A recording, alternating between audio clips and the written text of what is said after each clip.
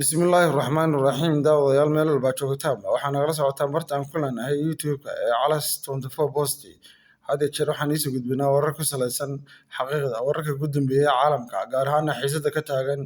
bariga Ukraine iyo bariga midowga Yurub daawadayaal meel walba joogtaanba waad ku mahadsantihiin daawashadiina wariyaha TV-ga la yiraahdo ee laga leeyahay dalka Ruushka ayaa waxay wareysi la yeelatay siyaasi ku xeeldheer xagga amniga oo degan dalka Russia caasimadda Moscow siyaasigaas oo magaciisa la yiraahdo Sergey Markov ayaa waxaa la weydiiyey Markov gabadha ay weydiisay Markov waxaad ka warhaysaa maalmahan in saxaafadda caalamka ay qabsadeen in Ruushku doonayo inuu Ukraine qabsado laakiin Markov warkaas uu beeniyey wuxuuna yidhi reer galbeedka ayaa arrintan dhan ka dambeeya eedda dusha ayagan u saaray wuxuuna arrinta ka soo bilaabay 2014kii markii madaxweynihii dimuqraadiga ee lasoo doortay xilligaas ay shacabka reer Ukraine ku mudaharaadeen taasoo siyaasad ay ka dambeysay kuwaasoo doonayay in lagu daro dalka Ukraine midowga Yurub iyo isbahaysiga NATO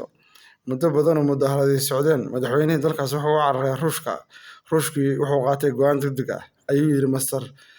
Sergey Markov oo hadalka sii watay wuxuu yidhi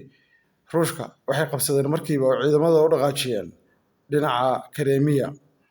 mucaarad ayaa iyaguna kasoo dilaacay gobolka la yiraahdo laba gobol ee ka tirsanaa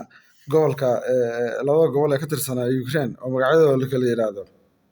Donbas iyo Lugansk labada gobol oo ilaa hadda ay jamhad haystaan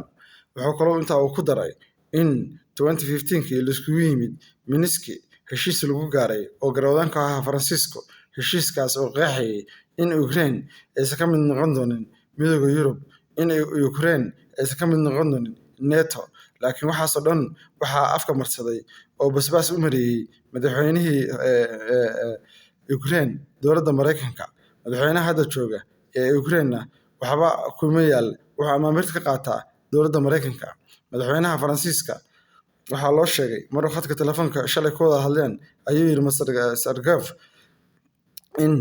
uu aad u canaatay madaxweyne Putin madaxweynaha Faransiiska uuna ku yidhi war maxay tahay waxaad sameynaysaan war aawa heshiiska la galay 2015kii aan nila galnay masaas ayaad u dhaqantaan war iga keen heshiiskaas haddii heshiiska laga baxayna hadalku ha caddaado haddii heshiiska lagu jiriyana waxa weeye hadal cad ka keen dowladda Ukraine waxaa la rajeynayaa ayuu yidhi Master Sergey oo hadalkii sii wata in madaxweynaha Faransiiska oo maanta imaan doono gabadha oo su'aal sii weydiisay oo arrinta ka weydiisay ayaa wuxuu ku jawaabay Master Sergey in ay ka wada hadli doonaan heshiiskaas Minsk iyo xaalado kale oo ku saabsan amniga Yurub iyo kan NATO iyo kan Ruushkaba hase yeeshee xaaladdu aad ayay u kacsan tahay daawadayaal meel walba joogtaana wararka ugu dambeeya waa nala socodsiin doonaa Master Sergey oo hadalka sii watay mar laga weydiiyey xaaladda Ukraine iyo aragtiyada ay ka leeyihiin Ruushka ayaa yidhi dalka Ukraine dadkiisu waa Russian luqadda Russia ay ku hadlaan weligood Russian ay ahaayeen mana dhici doonto in ay dowladda Russia aqbasho in Ukraine ay ka mid noqoto dalweynaha Yurub wuxuu yidhi arrintaas waxay la mid tahay buu yidhi Moscow ka mid noqotay midowga Yurub mana dhici doonto iyo arrintaa ku tilmaamay waana doqonnimo dowladda Ruushkana uma dulqaadan doonto yidhi arrimahaas wuxuuna ku tilmaamay dhibkan oo dhan waxaa awooduu yidhi Master Markov wuxuu hadalkiisa sii wataa wuxuu yidhi dhibkan oo dhan waxaa awooduu yidhi dowladda Mareykanka oo basbaas dabada uga shidaysa in dabkaas uu gaaro midowga Yurub oo dhan ilaa Russia daawadayaal xaaladdu aad ayay kulushahay wararka ugu dambeeyay waa nala socodsiin doonaa ilaa hadda diblomaasiyiin ayaa kusoo qulqulaya Moscow in xaaladda la dejiyo oo dagaal dhicin shalay ugu dambeysay ciidamo ayaa la geeyey Belarusia Mareykanka wuxuu kusoo daabulay shalay ayaguna Poland ciidamo kusoo daabulay Mareykanka keeneen ilaa Romania maanta ugu dambeysay 1700 askari ayaa saa kasoo degay Poland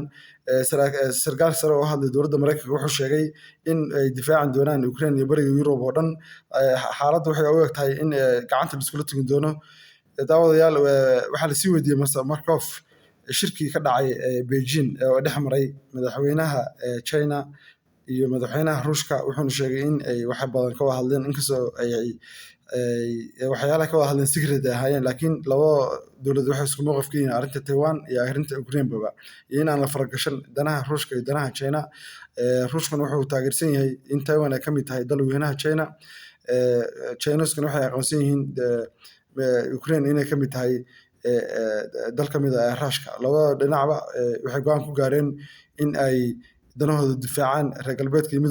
midowga Yurub iyo NATOna ay isku meel uga soo jeestaan ayay ku heshiiyeen dowladda China iyo dowladda Ruushka. Marka xaggaas wuxuu ka haystaa ninka la yiraahdo Putin ayuu yiri Mr. Markov oo hadalkiisa sii wata taageero aad u weyn North Korea oo aad u jeedaan shalay gantaale jaabisay xaalad aad u kacsan tahay daawadayaal meel baa joogtaan wararka ugu dambeeyay ayaan idin soo gudbin doonaa haddii Ilaahay yiraahdo ilaa iyo hadda xaaladda waa kacsan tahay awal xuduudda dhinaca Ukraine ay Ruushka ka wadaagaan dhinaca Crimea ayaa ciidamadu fidhiyeen laakiin shalay toole waxaa la soo sheegay ilaa maantay in ciidamo kale la soo dhoobay Belarus oo aad u hubeysan oo taangiyo iyo maraakiib wata Ruushkana wuxuu ku hanjabay inuu qabsan doono Ukraine labada gobol oo ka mid ahna uu aqoonsan doono laba jamhuuriyad laba republic waa gobolka la yiraahdo Lukas people iyo Donbas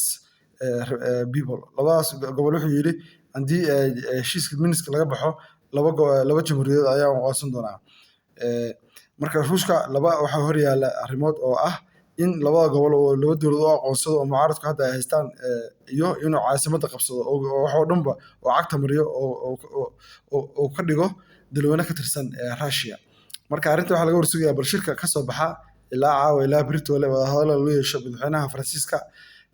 Mareykanka asuu ma doonayo waxa waana inuu dabka shido rabaa in dhaqaalaha Ruushka burburu rabaa ciidamadiisa burburaan in sidii dagaalka Yurub ka dhaco kale Hitler oo kale ayuu doonayaa Mareykanku laakiin reer Yurub ma doonayaan dagaal gaar ahaan dowladda Jarmalka iyo dowladahan midowga Yurub oo dhaqaalaha maaragtay weyn haysta waa maanta uu kala soo noqday iyo xaajoodka ayaan la arki doonaa insha Allah madaxweynaha Faransiiska Macron daawadayaal meel baa joogtaan oo ku mahadsantihiin. Assalaamu calaykum.